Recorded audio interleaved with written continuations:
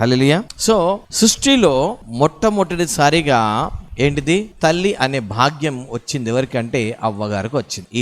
ఆ రోజు నుండి ఈ రోజు వరకు కూడా అవ్వనే ఉంది. ఎందుకంటే దేవుడు ఒకసారి ఇచ్చినాడంటే మళ్ళీ తీసుకునే దేవుడు కాడు. కాబట్టి ఆ మదర్, ఆ టైటిల్, ఆ తల్లి అనేది ఆమె పేర్లోనే ఉంది. దాని తర్వాత ఇప్పుడు జలప్రలయం వచ్చింది, అంత అయిపోయిన తర్వాత మళ్ళా నెక్స్ట్ ఇంకొక తల్లి ఇచ్చినాడు దేవుడు. ఎవరికి?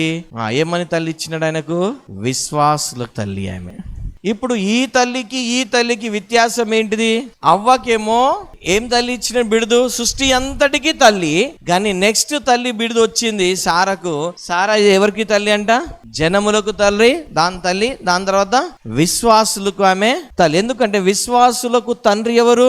ఇప్పుడు విశ్వాసులకు తండ్రి అబ్రహాం అంటే ఆటోమేటిక్ గా తల్లి ఎవరైనారు? ఇప్పుడు సారా డిగ్రీలు చదివి చేయాల్సిన ఏం అవసరం లేదు. ఎందుకు?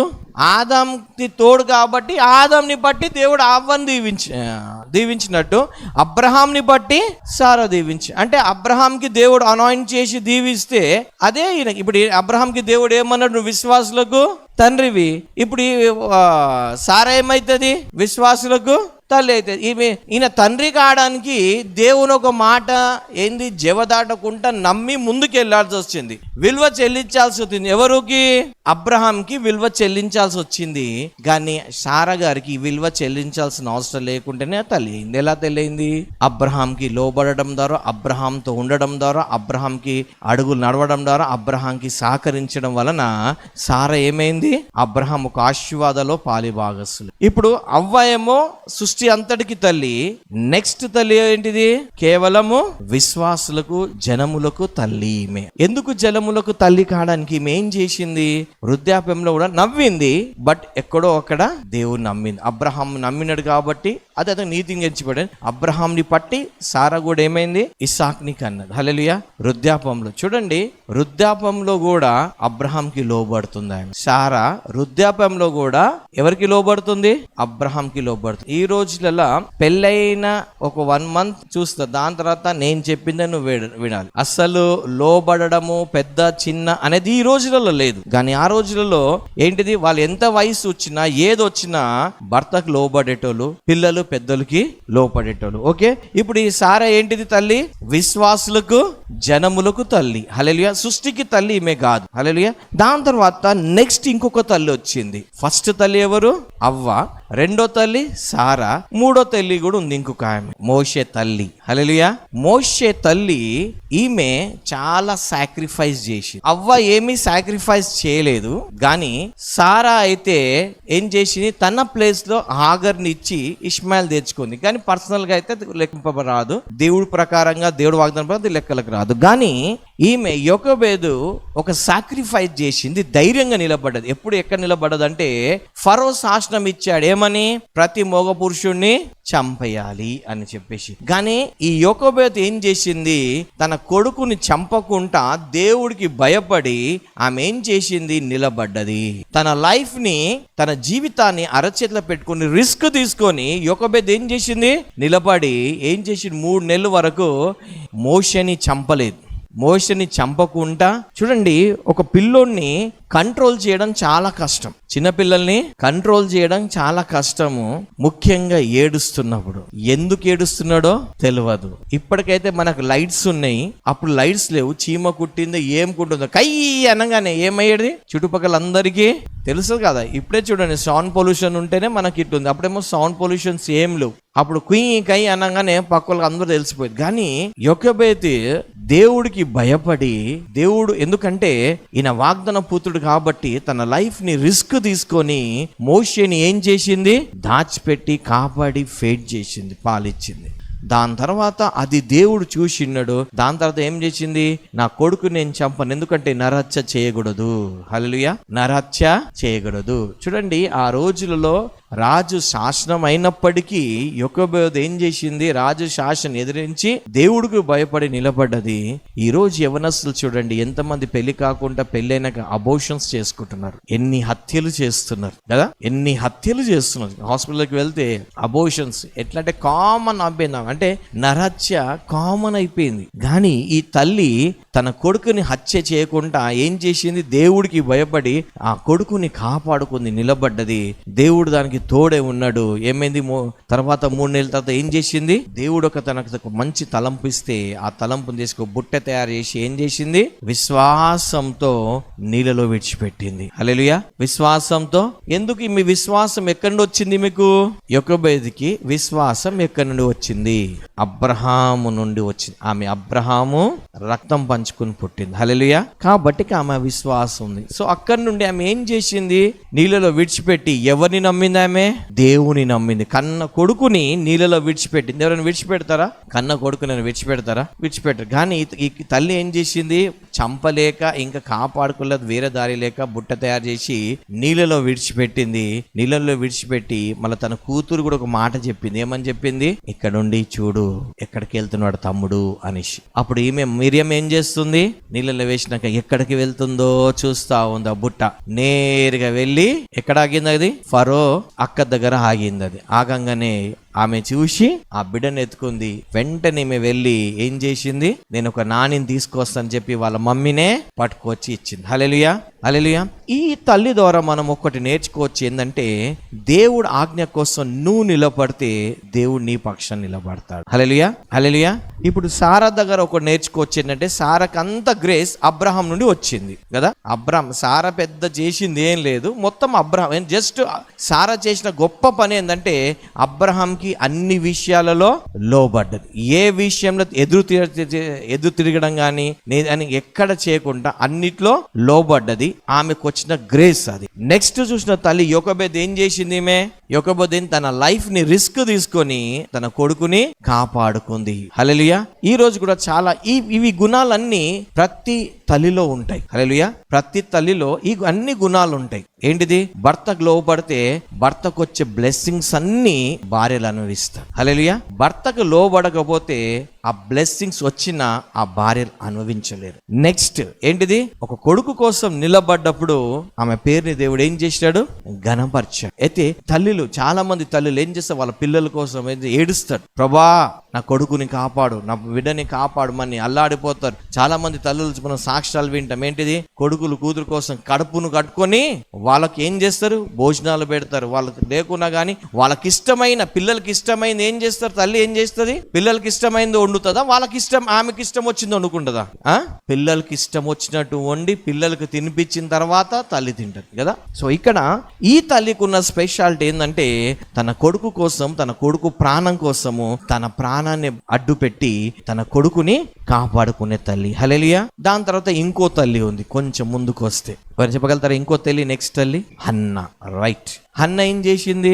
ఫస్ట్ ఆమె గొడ్రాలు కదా. ఎక్కడికి వెళ్ళి ప్రార్థన చేసింది? ఆమె దేవుని ఒక మందిరం దగ్గరికి వెళ్ళి ప్రార్థన చేసింది. ప్రతి తల్లికి తన బిడ్డల కోసం ప్రార్థన చేసే కృప ఉంటది. కానీ ఎంతమంది తల్లులు ప్రే చేస్తున్నారో తెలియదు. హల్లెలూయా. హన్నా ప్రార్థన చేసింది కాబట్టి దేవుడు సమయాన్ని ఇచ్చి ఆయన లాస్ట్ జడ్జ్, లాస్ట్ ప్రాఫిట్, రెండు కలిసి ఉన్న వ్యక్తి లాస్ట్ వ్యక్తి ఆయన. హల్లెలూయా. ప్లస్ ఆయన మళ్ళీ లేవి గోత్రం నుండి వచ్చిన వ్యక్తి కూడా కాడు. ఆయన ఎవరు? హన్నా, సమయలు లేవి గోత్రం నుండి వచ్చిన వ్యక్తి కాడు. ఎందుకంటే యాజకులు ఎవరు చేయాలి? లేవి గోత్రములో యాజకత్వం చేయాలి. కానీ సమయలు యాజకత్వం చేయడానికి లేవి గోత్రం నుండి వచ్చింది కాదు. కానీ తల్లి ప్రార్థన వలన, ఏ ప్రార్థన వలన? హన్నా ప్రార్థన వలన ఏమైంది? హన్నా ప్రార్థన వలన దేవుడు ఏం చేసినాడు?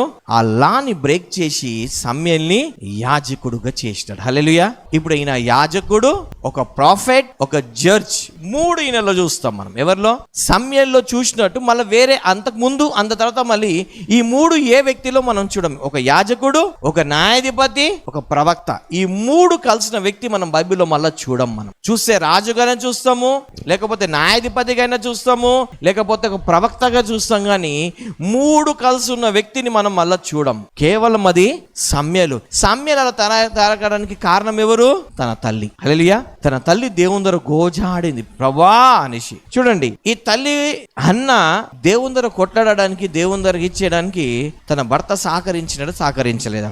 హల్లెలూయా కదా. తన భర్తకి 2 భార్యలు ఉన్నా గానీ ఆయన ఎక్కువ ఎవరిని ప్రేమించేటోడు? హన్నా కూడా ఎలాంటి క్యారెక్టర్? ఒకవేళ హన్నా మంచిది కాబట్టి, అన్నిటికీ లోబడుతుంది కాబట్టి ఎవరు ప్రేమించేటోడు? ఎల్కానా ప్రేమించినాడు. ఒకవేళ హన్న లోబడే తత్వం లేకుంటే ఎల్కానా ప్రేమించేటోడా? బోష ఇట్లా అనేటోడు, నేనంటే నీకు ఇష్టం లేనప్పుడు నీకు నేను ఎందుకు ఇష్టపడాలి అనేటోడేమో. మరి నేను చెప్పింది అర్థమైందా? నేనంటే నీకు ఇష్టం లేనప్పుడు నీకు నేను ఎందుకు ఇష్టపడాలి అనేటోడేమో. మరి కానీ హన్న ఏం చేసింది? ఆమె ఇంకో భార్య కన్నా హన్న ఏం చేసింది? ఎల్కానాకు ఇంకా ఎక్కువ ప్రేమించి లోబడు కాబట్టి ఆమె కన్నా ఎక్కువ ఎవరిని ప్రేమించినాడు? హల్లెలూయా. ఒక మాట చెప్తాను ఈ తల్లుల దగ్గర. ఏ హస్బెండ్ కానీ, ఏ వైఫ్ కానీ, హస్బెండ్ వైఫ్ కలిసి ప్రేమించుకుంటే వాళ్ళ ప్రేయర్స్ తొందరగా గాడ్ విల్ ఆన్సర్. ఈ హన్న భర్తకు లోబడి భర్తకు ప్రేమించింది కాబట్టి అక్కడ వెళ్ళి ప్రార్థన చేసి ఆమె ప్రార్థన ఆటంకం లేకుండా డైరెక్ట్ గాడ్ దగ్గరికి వెళ్ళి యాజకుడి ద్వారా ఆన్సర్ వచ్చింది. హల్లెలూయా. అందుకే పౌలు అంటాడు, మీ ప్రార్థనలు ఆటంకపరచకుండా మీ ఫ్యామిలీలో బీ ఫెయిత్ఫుల్ అని. హల్లెలూయా, హల్లెలూయా. సో ఇప్పుడు ఏంటిది? ఈ హన్న ఏం చేసిందన్న? ప్రార్థన పరురాలు. ప్రతి సిస్టర్స్ కి, ప్రతి మదర్ కి ఏముంటది? ప్రార్థన చేసే శక్తి ఉంది. హల్లెలూయా. ఏ శక్తి? ప్రార్థన చేసుకొని దేవుని దగ్గర నుండి సంపాదించుకునే కెపాసిటీ దేవుడు అది మదర్స్ కి ఇచ్చాడు. హల్లెలూయా, హల్లెలూయా. చాలా మంది అంటారు, అయ్యా నాకు సంతానం లేదు, నువ్వు దేవుని దగ్గర వెళ్ళి గోజాడు. ఎందుకు ఇవ్వడు దేవుడు? హన్నకి ఇవ్వలే? ఇచ్చిన లేడా హన్నకు? ఈ రోజు కూడా హన్న చేసిన ప్రార్థన షిలోంగ్ లో పెద్ద ఇట్లా చాట్ మీద రాసి ఉంటది. ఈ రోజు కూడా అక్కడ అదే ప్లేస్ లో, ఆ గుడారం లేదు కానీ ఆమె ఎక్కడైతే చేసిందో ఆ ప్లేస్ లో అది పెద్దగా చెక్కబడి ఉంటది అక్కడ హన్న చేసిన ప్రార్థన. హల్లెలూయా, హల్లెలూయా. హన్న కూడా పిల్లలు పుట్టక ముందుకే తల్లి అయింది. ఆయన ఇలా తల్లి అయింది? యాజకుడు వచ్చి అంటాడు, ఏలి అంటాడు, ఏమని?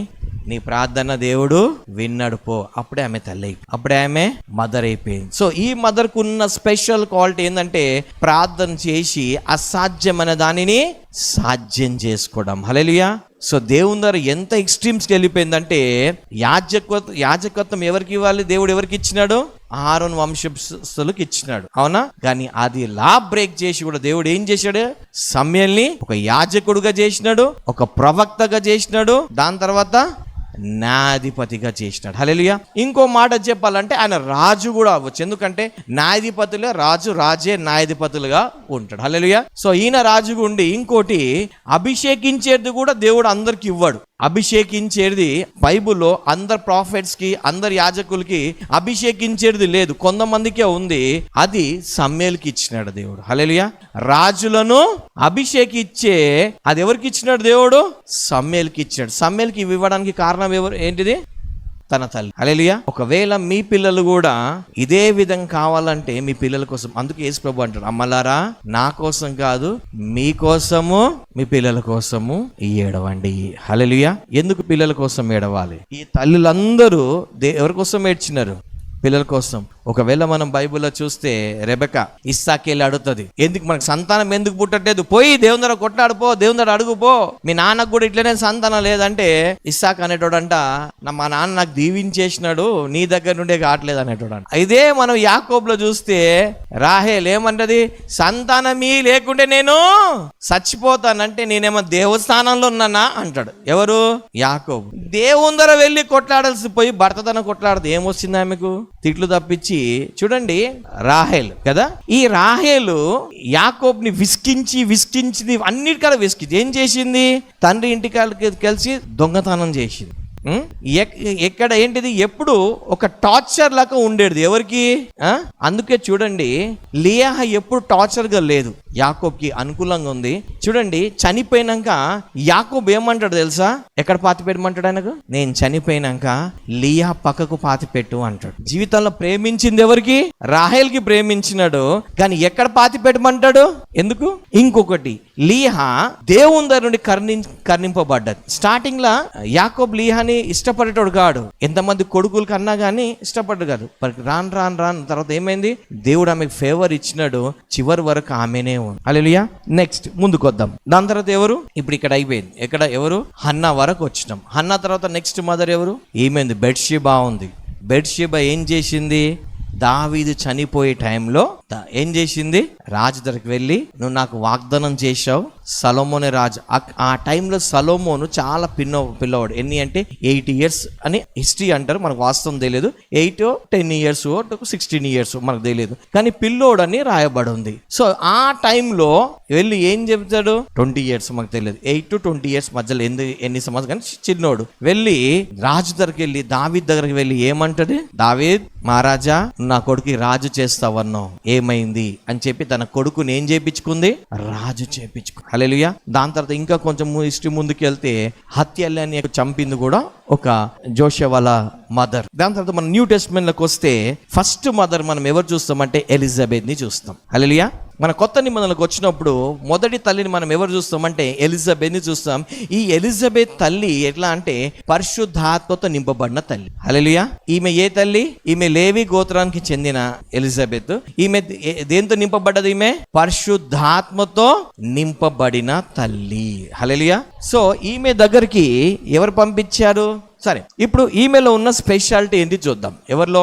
ఎలిజబెత్ లో ఉన్న స్పెషాలిటీ ఏంటిది అని అంటే, ఎలిజబెత్ తన కొడుకుని దేవుడు చెప్పినట్లు పెంచింది. ఈమె ఏమని? దూతమన్నాడు, ఆయనకు నువ్వు తాగొద్దు, ఆ పిల్లోడికి తాగరాదు అవి అడవిలు. అంటే ఎవరైనా తన కొడుకుని అడవిలో పెంచుతారా? తేనె అవి తాగొసుకొని ఒక లెదర్ బెల్ట్ కట్టుకొని చిన్న ఏమంటారు చిన్న బట్ట ఇచ్చి పెడతారా? అందరు మంచి వాళ్ళ పిల్లలకి ఏం చేస్తారు? మంచి మంచి బట్టలు వేస్తారు. కానీ యోహాన్ బ్యాప్టిజం ఇచ్చి యోహాన్ ఏం కట్టుకునేటోడంట? క్యామిల్ లెదర్ అని ఉంటది, అదొకటి కట్టుకొని ఉండేటోడు అనమాట. అడవిలో ఉండే ఎవరైనా లేక పుట్టిన కొడుకుని ఎలా చూసుకుంటారు? అల్లారు ముద్దుగా చూసుకుంటారు. కానీ ఈయనకు ఒకటే కొడుకు, తర్వాత కొడుకున్నాడో లేదో మనకు తెలియదు. కానీ దేవుడు చెప్పినట్టు దేవుడు వాక్కు ప్రత్యక్షమయ్యే వరకు యోహాన్ ఎక్కడున్నాడు? అరణ్యంలో ఉన్నాడు. ఎక్కడ? అరణ్యంలో ఉన్నాడు. కొడుకు పుట్టంగానే వాళ్ళ అరణ్యంలో విడిచిపెట్టంటే తన కొడుకుని దేవుని చిత్తం కోసం ఎక్కడైనా పంపడానికి రెడీ. నేను కొన్ని ఇయర్స్ బ్యాక్ ఒక జీవిత చరిత్ర చదివినాను. ఆమె లండన్ లో అనుకుంటా, వాళ్ళ తల్లి లండన్ యుఎస్ ఉన్నప్పుడు ఆఫ్రికాకు వాళ్ళ కొడుకుని మిషనరీగా పంపిస్తారు. మిషనరీగా పంపించినప్పుడు అక్కడ వాళ్ళ కొడుకు ఏమవుతాడు? మిషనరీగా చనిపోతాడు. చనిపోయి డెడ్ బాడీ వచ్చినాక వాళ్ళ చర్చిలో భయపడతా ఉంటాడు, ఆ తల్లి ఏమంటదో అనేసి. ఆ శవాన్ని చూసి ఆ తల్లి ఏడుస్తా ఉంటది, అయ్యా అనేసి. అప్పుడు పాస్టర్ గారు వచ్చి అంటారు, అమ్మా నీ కోపం వచ్చిందా?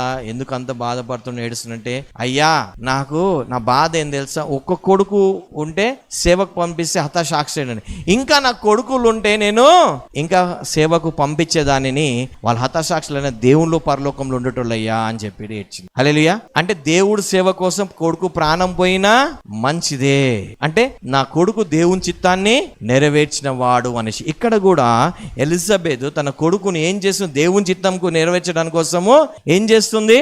తన అన్ని చంపుకొని అరణ్యంలో పంపిస్తుంది. కాబట్టి మనం కూడా మన పిల్లలకి తల్లులు ఏం చేయాలి? వెళ్ళాల్సిన సమయంలో సండే స్కూల్ లేకపోతే స్కూల్ చదువుకోవడానికి దేవుడైతే ఆయనకి ఏమైతే పేరు పెట్టాడో అది వాళ్ళకి లేపడానికి వాళ్ళకు మనం తయారు చేయడానికి రెడీగా ఉండాలి. హల్లెలూయా. నెక్స్ట్ ఇంకొకటి మన బైబిల్లో చూస్తే ప్రిస్కిల్లా ఉన్నారు. ఒకవేళ నేను దాని హిస్టరీ నిన్న చదివినాను, మొన్న దాని హిస్టరీ చదువుతుండే అక్విలా ప్రిస్కిల్లా వీళ్ళెవరు, ఏంటిది, ఎట్లా, వీళ్ళేంటిది బైబిల్లో కొంచెం ఉంది.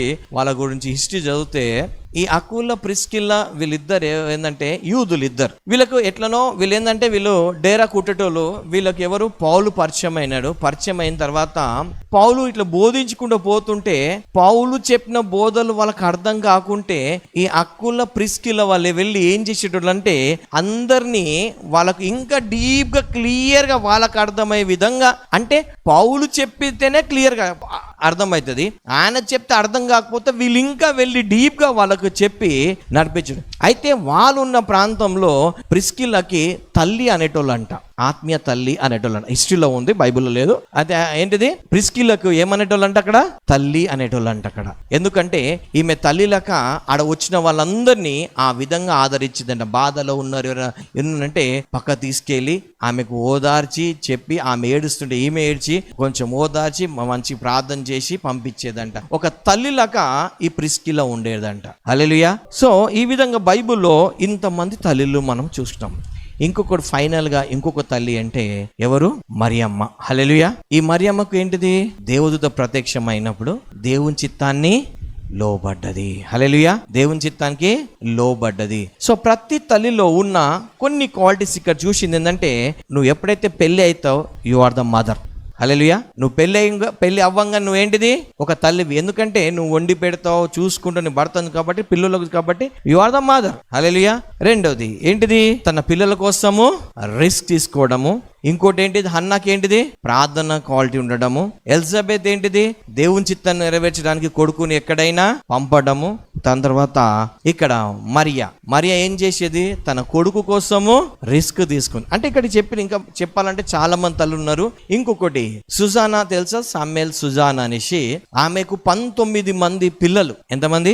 19 మంది పిల్లలు. వాళ్ళ హస్బెండ్ సామ్యుయేల్ గారు 2 సార్లు జైలుకి వెళ్లాల్సి వచ్చింది. దాని తర్వాత వాళ్ళ ఇల్లు 2 సార్లు తగలబడ్డది. అయినప్పటికీ ఆమె పెద్ద ప్రీచర్ కాదు, పెద్ద ఏమి కాదు, కానీ తన పిల్లల్ని ఏం చేసేదంటే మంచి ఇంటికానే చదువు చెప్పేది. ఆ పిల్లలనే 19 మంది పిల్లలనే 2 పిల్లలు ఎవరంటే, ఒక ఆయన చార్లెస్ వెస్లీ, ఒక ఆయన జాన్ వెస్లీ. ఇప్పుడు మెథడిస్ట్ చర్చెస్ ఉన్నాయి కదా, వాళ్ళు స్థాపించిందే. హల్లెలూయా. వాళ్ళ ఇంటికంట ప్రతిరోజు ప్రతి వారము 200 మంది వచ్చేటోళ్ళంట దేవుని ఒక వాక్యం వినడానికి. సుజానా అనేసి ఆమె ఒక మదర్ అన్నమాట. బెస్ట్ మదర్స్ లో హిస్టరీలో ఆమె ఒక బెస్ట్ మదర్ గా ఉంది. అలా చాలా మంది మదర్స్ ఉన్నారు. దాని తర్వాత మన ఇండియాలో ఒక మదర్ ఉంది. ఎవరు? Mother Teresa. హల్లెలూయా. ఆమెకు పెళ్ళయిందా? మళ్ళీ ఆమెకి ఎందుకు అందరు మదర్ అంటారు? పెళ్లి కాలేదు కదా, మళ్ళీ అందరు ఎందుకు మదర్ అంటారు ఆయనకు? చాలా సార్లు మనం ఏమనుకుంటామంటే, పిల్లలు కంటేనే తల్లి, పిల్లల్ని కనకపోతే తల్లి కాదు. మరి అవ్వ పిల్లల్ని కాలేదు, ఆమె ఏమైంది? మరి మదర్ తెరీసా ఉంది. ఆమె పేరు తెరీసా, కానీ ఆమెకు మదర్ అని వచ్చింది. ఎందుకు? అందరినీ వచ్చే పేషెంట్స్ వాళ్ళందరినీ ఎలా చూసుకునేది? ఆమె ఒక తల్లిగా తల్లి ఏంటిది? ఒక పిల్లలాగా చూసుకునేది. పిల్లలందరూ నువ్వు తల్లిలాగా చూసుకున్నావు, మా తల్లి కూడా ఇట్లా చూసుకోకపోవచ్చు అని చెప్పేసి కదా. నేను ఒకసారి ఆమె ఆటోబయోగ్రఫీ చదువుతుంటే ఆమెకి ఏదో అవార్డుకి పిలిచినారనమాట. అవార్డ్ ఫంక్షన్కి వెళ్తుంటే ఆమె కోసం అందరు వెయిట్ చేస్తున్నారు. ఆమె కోసము వెళ్తుంటే మధ్యలో ఒక పేషెంట్ వచ్చినాడు. పేషెంట్ ఇది కుష్టి వ్యాధి వస్తే అక్కడ వెళ్ళడం ఆపి ఈమెకు మొత్తము కుష్టి అంతా కడిగి నీట్గా చేసి అప్పుడు ఒక హాఫ్ అన్ అవర్ 1 అవర్ అయినాక మళ్ళీ ఆమె కారు ఎక్కిపోయిందంట. ఏంటంటే, నాకు అవార్డ్స్ కన్నా ముఖ్యం ఏంటిది? సేవ చేయడము. హల్లెలూయా. అవార్డ్స్ కన్నా ముఖ్యం ఏంటిది? నేను సేవ చేయడము అనేసి. కాబట్టి మన లైఫ్ లో కూడా నువ్వు పిల్లలున్నా లేకున్నా, if you are married you are the mother. నువ్వు వివాహం అయితే నువ్వేంటిది? ఒక తల్లివి. హల్లెలూయా. సో ఇప్పుడు బైబిల్లో ఇంకొక తల్లి ఒక ఇన్స్ట్రక్షన్స్ ఇస్తుంది. సామెతలు 31. ఒక తల్లి కొడుకుకి ఇచ్చే ఇన్స్ట్రక్షన్స్ ఏమని? నా కొడుకా, నీ బలానికి ఎవరికి ఇవ్వద్దంట? స్త్రీలకి. ఈమె కూడా ఒక స్త్రీయే కదా, కానీ ఏమంటాడు? స్త్రీలకి బలాన్ని ఇస్తే కొంప కొల్లేరు అయిపోతుంది. నీ బలాన్ని ఎవరికి ఇవ్వద్దంట? స్త్రీలకి ఇవ్వద్దు. నాశనం చేసే వారితో సహవాసము చెయ్యకు. మన భాషలో చెప్పాలంటే సారా తాగడమా, ఇంకేమంటారు, బాటిల్ తాగుతారు కదా. తాగడం రాజులకు, నిజంగా నువ్వు రాజు అయితే తాగుడు బాని. హల్లెలూయా. ఒక తల్లి ఒక రాజుకు చెప్తుంది, నువ్వు రాజు అయినావు అనుకో, ఏం చేయాలంటే రాజుగా నువ్వు ఉండాలి అంటే నువ్వు కొన్ని ఇన్స్ట్రక్షన్ చెప్తున్నావు. ఏంటిది? నీ బలాన్ని స్త్రీలకు ఇవ్వద్దు అంటుంది. దాని తర్వాత ఏమంటుంది? నాశనం చేయ వారితో సహవాసం చేయదు. ఇంకోటి, నువ్వు తాగుబోతుడు కాకు అంటుంటుంది. 8వ వచనం ఏమంటున్నాడు? తల్లి ఏమంటుంది? మూగవారికి, దిక్కులేని వారందరికీ. అంటే ఏంటిది? దిక్కులేని వారు మూగవారు అంటే వాడికి మాట్లాడరాదు, వాడికి నీ కళ్ళ ముంగడ అన్యాయం జరుగుతుంటే వాని పక్షం నుండి నువ్వేం చేయాలి? మాట్లాడు, న్యాయం జరిగించు. ఇది రాజులు చేసే పని. సో ఈ రోజు మదర్స్ గా మనం కొన్ని మదర్స్ ని చూసాము, కానీ ఈ మదర్స్ క్వాలిటీస్ అన్ని దేవుడు ప్రతి మదర్ లో పెట్టారు. సో నేను అనేది ఏంటంటే, యు మస్ట్ బి మంచి మదర్ గా మారాలి. హల్లెలూయా. అందరం లేచిన పడదాం, ప్రార్థన చేసుకుందాం. నువ్వు పెళ్లి కాగానే నువ్వు ఒక మదర్వి. దాని తర్వాత దేవుడు నిన్ను ఎన్నుకున్నాడు, నీకు విశ్వాసం ఉంది. 3వది, నీకు పిల్లల కోసము నువ్వు తెగించే గుణము నీకు ఉంది, నువ్వు తెగించగలుగుతావు. ఆ గుండె ధైర్యం నీకు ఉంది. భర్త పక్షం నుండి కొంతమంది భార్యలు ఏం చేశారు? భర్త పక్షం నుండి యుద్ధం. అబిగాలు చూసినాం అనుకోండి, మంచి గుణవతి భార్య, యుద్ధాలలో సహాయం చేసింది ఆమె. దెబోరా, ఎస్తేర్, వీళ్ళందరూ వాళ్ళ భర్తలకు మంచి సహాయం, వాళ్ళ పిల్లలకి మంచిగా ఇది చేశారు. సో ఈ రోజు అందరు కళ్ళు మూసుకొని, నువ్వు ది బెస్ట్ మదర్. నువ్వు ఆల్రెడీ మదర్వే, పెళ్లి పెళ్లి అయినావంటే నువ్వు మదర్వే. హల్లెలూయా. కొంతమంది అంటారు పెళ్లి కాకుండా పిల్లలు కూడా ఇది నా తల్లి అని అంటారు. ఎందుకంటే ఆ కూతురు ఏం చేస్తారు, వండి పెడతారు, వాళ్ళ బట్టలు ఉతుకుతారు, అన్ని చేస్తారు కాబట్టి ఈమె నా తల్లి అని కూడా అంటారు. అట్లా నువ్వు పెళ్లి కాగినా కాక నువ్వు ఒక మదర్వి. సో నీ క్వాలిటీస్ దేవుడు ఇచ్చాడు. ఏంటిది? దేవుడి చిత్తం నెరవేర్చడానికి కోసం నీది ఏదైనా ఫార్ వెళ్ళొచ్చు. నీ పిల్లల భవిష్యత్తుని మంచి తీర్చిదిద్దేది నీకు ఉంటుంది. నీ పిల్లలు పొద్దుగల లేచి నీ పిల్లల కోసం అన్ని సిద్ధపరచడము. రేపటి నాడు నీ పిల్లలు అనాలి నా తల్లి మంచి ధన్యురాలు, నాకు మా తల్లి లాంటిది భార్య కావాలి అనేసి. మా మదర్ మంచి మదర్ అన్నట్టు. నేను ఇంకొకటి ఒకసారి చాలా రోజుల కింద ఒక టెస్ట్ మని విన్నాను. ఏంటంటే ఒక ఆయన యుద్ధానికి వెళ్ళినాడంట. యుద్ధానికి వెళ్ళినప్పుడు ఆయన పని ఏంటంటే యుద్ధంలో చనిపోయిన గాయపడ్డ వాళ్ళందరికీ తీసుకొచ్చి ఒక రూమ్ లో పడుకోబెట్టాలి. కానీ ఆయన టైం చూస్తున్నాడంట. ఏమనంటే 12 ఎప్పుడైతుందో అప్పటి వరకు ఎంతమంది పిలిచినా పోలేదు. 12 కాగానే టకాటక్ బయటికి వెళ్ళి గాయపడిన వాళ్ళందరినీ తీసుకొచ్చి లోపడేస్తున్నాడంట. చాలా మంది యుద్ధంలో గాయపడి అందరికి లోపల తీసుకొచ్చారు. తర్వాత ఒక ఆయన అడిగినాడు, ఏంది బాబు నువ్వు పొద్దున్న నుండి చెప్తున్నాను, నువ్వు బయటికి వెళ్ళలేదు, 12 కాగానే బయటికి వెళ్ళి అందరినీ తీసుకొచ్చావు, ఏంటి రహస్యం అంటే, అయ్యా 12 కాగానే నా తల్లి నా కోసం ప్రార్థన చేస్తుంది, అందుకోసం నేను వెయిట్ చేశాను, నా తల్లి అక్కడ ప్రార్థన చేయగానే నేను పని ఇక్కడ స్టార్ట్ చేశాను అంట. సో ప్రతి తల్లికి ఏంటంటే ప్రార్థన పరురాలు. ఆ తల్లి ప్రార్థన ఎలా ఉందంటే దేవుని ఒక నామ్స్ నే బ్రేక్ చేసేది అనమాట. తల్లి ప్రార్థన, అన్న ప్రార్థన చేసి తన కొడుకు కోసము ఆమె దేవుని లానే బ్రేక్ చేపించింది. ఆమె దేవుడే కట్టడలు ఇచ్చాడు. ఏంటి? లేవి గోత్రం నుండి యాజకుడు రావాలి, కానీ ఇక్కడ లేవి గోత్రం కాకుండా ఎఫ్రాయిం గోత్రం నుండి యాజకుడు వచ్చేసినాడు. అంటే తల్లి ప్రార్థనలో అంత శక్తి, అంత పవర్ ఉంటుంది. సో ఒకటి, ఫస్ట్ నీ కుటుంబం కోసం నువ్వు ప్రార్థన చేస్తున్నావా? నీ పిల్లల కోసం ప్రార్థన చేస్తున్నావా? యేసు ప్రభు అన్నాడు, అమ్మలారా మీకోసము మీ పిల్లల కోసం, అంటే మీకోసం మీరు చేసుకోవాలి, అంతేకాకుండా మీ పిల్లల కోసం కూడా మీరు ప్రార్థన చేయాలి. వాళ్ళ భవిష్యత్తు కోసం ప్రార్థన చేయాలి. మీకు సరి అయింది ఏంటిదో తల్లికి తెలుసు. ఆ కూతురికి కొడుకుకి సరైన మార్గం నడిపియాలి. వాళ్ళని కోపం రేపొద్దు. బైబిల్ సెలవిస్తుంది, మీ పిల్లలు కోపం రేపక వాళ్ళకు అర్థమైన విధానాలను చెప్పి సరైన మార్గంలో నడిపించాలి. వాళ్ళ కోసం ప్రార్థన చేయాలి. హన్నా ఏ విధంగా ప్రార్థన పరురాలు, నువ్వు ఒక ప్రార్థన పరురాలుగా ఉండాలి. యోకోబేత్ ఏ విధంగా తన కొడుకుని కాపాడుకుని, నీ పిల్లలను కాపాడుకుని ఉండాలి. ఏ విధంగా ఎలిజబెత్ అయితే దేవుని చిత్తాని కోసం దూరం పంపించిందో, నువ్వు కూడా నీ పిల్లల్ని దూరం దేవుని చిత్తాన్ని నెరవేర్చడానికి కోసం దూరం పంపించేటట్టు ఉండాలి. బౌండ్స్ ఉండకూడదు, సోల్ టైస్ ఉండకూడదు. పిల్లలు తప్పు చేసే గద్దించే స్టేజ్ లో నువ్వు ఉండాలి. పిల్లలు తప్పు చేసి సరి చేసే స్టేజ్ లో నువ్వు, ఆ స్థితిలో నువ్వు ఉండాలి. పొద్దుగల లేచి నీ పిల్లల కోసం నువ్వు రెడీ చేసే స్టేజ్ లో నువ్వు ఉండాలి. ఏ పిల్లోడు కూడా, ఏ పిల్ల కూడా మా అమ్మ సోమర్ది అని అనిపించుకోకూడదు.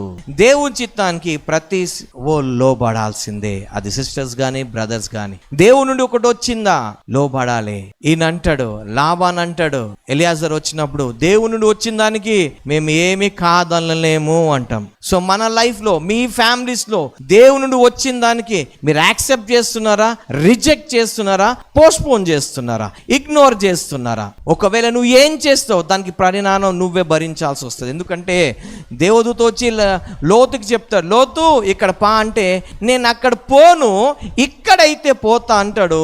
పోయి అక్కడ పాపం చేస్తాడు. దేవుడు తెలుసు నీకు ఎక్కడ తీసుకెళ్ళాలి, ఎప్పుడు తీసుకెళ్ళాలి, ఎలా తీసుకెళ్ళాలి. God knows. దానికోసం నువ్వు ఏదో చేయాల్సిన అవసరం లేదు. జస్ట్ న్యాచురల్ లైఫ్ జీవించు, దేవుడు చెప్పినట్టు నడుచుకో, అంతే. సో మిరాకిల్స్ అన్ని వాటంటలు అవే వస్తాయి. నువ్వు పెద్ద మిరాకిల్ చేయడానికి ఏం తెగ చేయాల్సిన అవసరం లేదు. Just obedience to God. బలురర్పించే కదా సమీపించి మాట వినడం శ్రేష్టం అన్నాడు. కాబట్టి మాట విని నువ్వు లోబడుకుంటూ ముందుకు వెళ్తే దేవుడికి ఏ టైంలో ఏం కావాలో దేవుడు ఇస్తాడు. దానికి నువ్వు పెద్దగా చేసేది ఏం లేదు. ఆడ నువ్వు ఒక బెస్ట్ మదర్ గా దేవుడిని చూడాలనుకుంటున్నావు.